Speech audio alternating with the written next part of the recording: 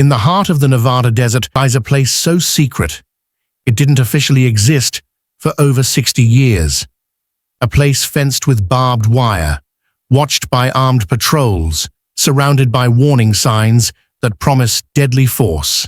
This is Area 51, the epicenter of Cold War espionage, the birthplace of cutting-edge aviation, and for some, the hiding place of alien technology. But what's really going on behind those gates? Is it all military secrets, or something far more otherworldly? Today, we're pulling back the curtain on one of the most mysterious sites in American history. This is State of Secrets, and you're watching What's Really Going On at Area 51. Let's rewind to 1955. The Cold War is raging. The United States needs eyes in the sky to spy on the Soviet Union. The CIA and the US Air Force need a testing ground, somewhere desolate, remote, hidden. They find Groom Lake, a dry lake bed in the Nevada desert, flat, isolated, ideal. Construction begins in total secrecy. Even the workers barely know what they're building. What emerges is a testing ground for the most advanced surveillance aircraft the world had ever seen, the U-2 spy plane. Capable of flying at altitudes above 70,000 feet, the U-2 gave America the ability to see deep into Soviet territory from the stratosphere. But the program needed silence. Area 51 didn't show up on maps. It didn't officially exist. And anyone who asked questions, they didn't get answers. That silence became the foundation for decades of mystery. The U-2 was just the beginning. Next came a project even more secretive, Oxcart and the development of the A-12. This was no ordinary plane. The A-12 could fly at Mach 3.2, faster than a speeding bullet. Made almost entirely of titanium, it was the stealth precursor to the famed SR-71 Blackbird. All of this was tested at Area 51, and all of it was classified. Residents in nearby towns began reporting strange sights in the sky, aircraft with no visible wings, no engine noise, moving at impossible speeds. The government denied everything. UFO sightings began to spike. In reality, many of those UFOs were simply top-secret aircraft like the A-12 or SR-71, flying at altitudes and speeds never seen before. The government didn't correct the rumors. They encouraged them. A convenient distraction from what was really happening.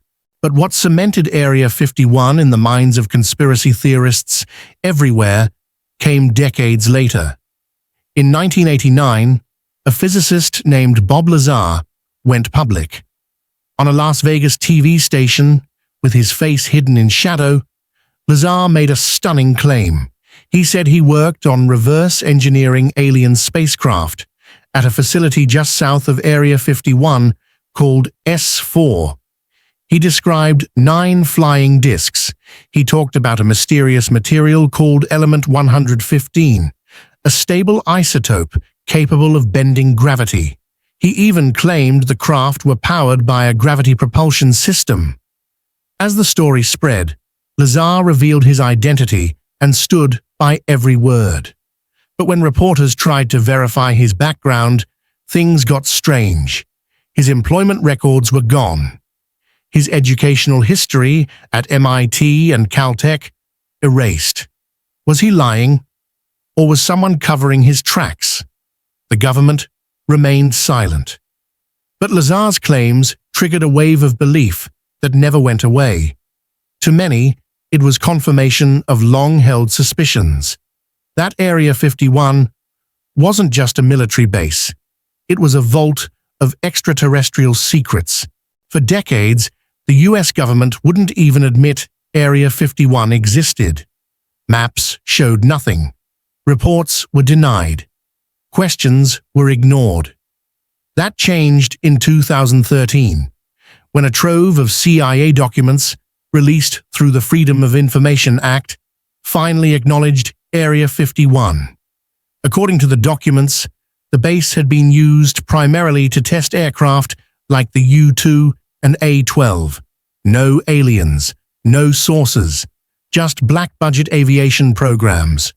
But even in these documents, details were redacted, whole pages blacked out. So while the public finally had confirmation of the base's existence, many believed the real secrets were still buried. Area 51 is more active than ever. Satellite images show constant construction, new hangars, expanded runways, hidden infrastructure.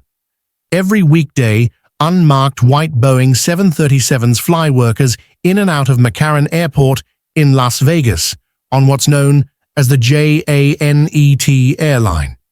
The planes are unlisted, the passengers anonymous. Rumors swirl about new programs, Project Aurora, an alleged hypersonic aircraft capable of Mach 6, AI drones trained for autonomous combat, and possibly space-based weapons built to dominate future conflicts. But no one can say for sure. Why? Because the secrecy hasn't changed. If anything, it's stronger than ever. Warning signs now read, use of deadly force authorized, motion sensors, infrared cameras, rumors of underground tunnels, and miles of hidden facilities. Whatever is happening at Area 51, it's not meant for civilian eyes.